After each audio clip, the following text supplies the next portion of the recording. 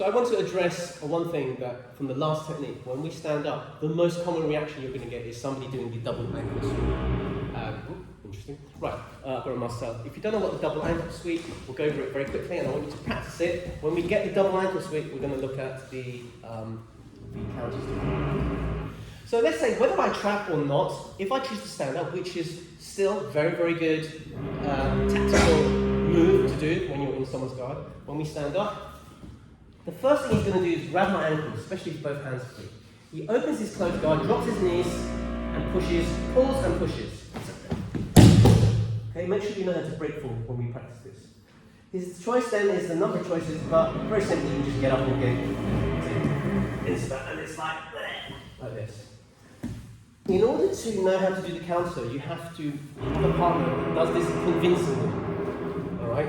This is where it's kind of like almost like live drilling. So I won't show the counters yet, but we're going to practice the stand up. We're going to let the person get the double ankle sweep. So I trap the arm, because when we trap the arm, even in the last technique, I have to let the arm go into that, and that's when he grabs. He opens the guard, drops his knees, and... Alright? Just, if I do it on you, just a couple of technical points, if we're going to do this properly. When he stands up, when we grab, when we drop our knees, you don't go completely to the ground, because then you have no power. I'm going to drop slightly so that my shins are always in contact with him, and I close my knees together, like I want to do a wee-wee, and I have to close them. Alright, and then arch my back. I want a line, a complete line between shoulder blades, spine, and femur bone. And this gives me that, and then we can start working various things from it, alright? So try and do that 3 or 4 times each. We'll come back on, and we'll talk about the top person and how to deal with somebody who does it. But I'm saying it's the most common reaction you're going to get, so we have to be prepared for it. Okay? 1, 2, 3. Let's go. So we've all at least done a few of the double ankle sweep, and you know how it works. Just a couple of very quick questions. Who has the advantage once the sweep has happened? Well, first of all, the person doing the sweep has the advantage because he will be scoring points for the sweep as long as he comes up. Just a reiteration of the rules. When I manage to sweep someone, they fall over. If they fall over and I don't do anything, I'm not gaining any points for that. Until I come up and chase him, then I get my, is it 2 points? 3 points, 2 points. I get points for the sweep. Okay, so there's an advantage there. There's a reason why I would do that. Yes? Excuse me, Simon. So when you demonstrated the technique, you went straight into a leg lock. Yes. If you did that, would you then lose the points for the sweep? I would get an advantage for the sweep, an advantage for attacking the legs, but ultimately, let's assume that I'm just submission hunting and I want to get submission because the leg's dangling there, I can get and go for it. Again, we're talking about a flow chart of options, but I'm initiating the attack. By doing the sweep, I'm initiating the attack, so I'm seen to be the aggressor. All right? So I've done the sweep. Let's say I don't do a leg lock, and I come up, I'm getting points to the sweep, and you see what I'm doing. As he falls down to his back, I'm coming up. So the advantage is with me in terms of how I finish. So I'm going to get into a position where I'm on top, and I have a tactical advantage of how I finish the technique. But let's talk about what happens when people do that to you. So Marcel, may I draw you again, please?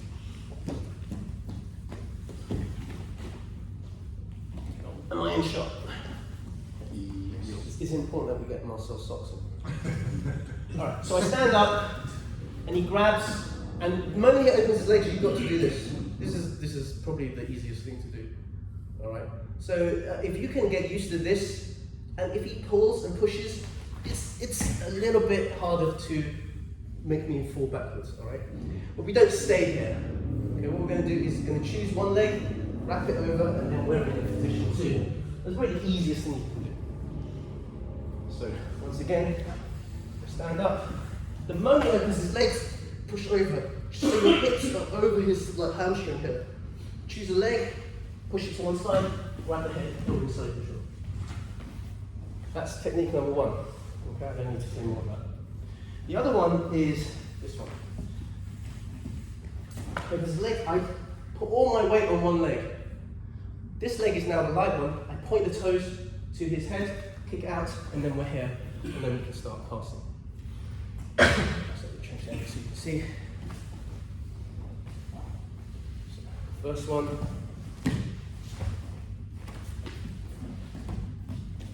Second one.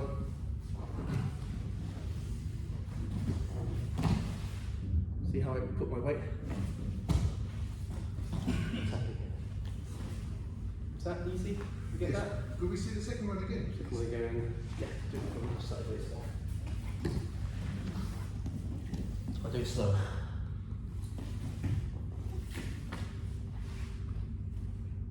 So it's like you can hop on one leg. Look at the toes. So make sure you point the toes to his armpit. See the V here, this space here. Forwards, out, and then you continue to do that. So without somebody there, I've stood up, leant on my leg. This makes this leg light. Like that. Whenever I teach this, some people always do this. They lean and they try and kick the leg back because he's hooking around. Look, he's hooking around. Go outwards, but you can't stop me going forwards and back.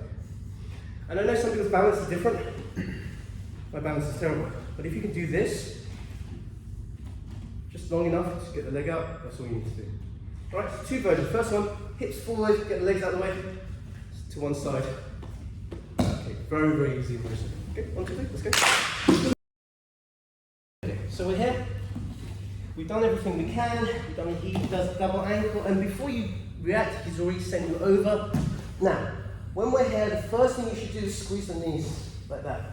Because if you squeeze the knees, because what he wants to do is come up. So if you come up, yeah, all right, so he wants to. If you squeeze the knees, it's a little harder for him to come up. So if you come up, it's a little bit harder. So squeeze the knees is good. All right, that's technique number one. It's a simple squeeze. And as he's, because you know he's going to come, as he comes up, you sort of push away, and then you come up. Technical stand. That's technique number 2. 1. Double ankle up.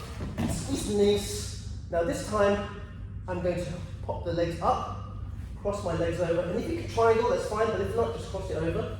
We're going to crisscross the legs. Here, like this. This serves two purposes. Number one, it's hard for them to come up. Okay? And secondly, it gives you this. This is not legal in IBJJF rules unless you're a brown belt adult.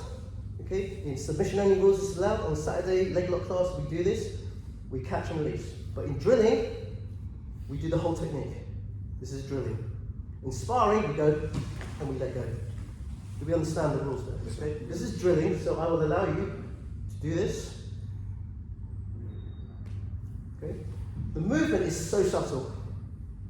Top of the wrist bone, palm to palm, keep it nice and tight. The sort of end of the toes is tucked underneath my armpit, and the movement isn't wrenching my arms.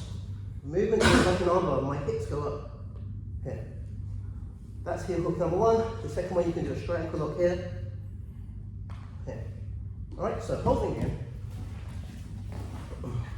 Different angle now. Squeeze. Okay? Don't squeeze and pause like I'm just showing you. Okay? And one, pop up, cross over, triangle, heel hook. Here, straight ankle lock. There's others, but I can't remember them. Here. Saddle. Inside heel hook. So those are possibles. One more time. You'll see this video, okay? No, I'm right. So here. Cross, cross, straight in. Okay? Try your best, guys. 1, 2, 3.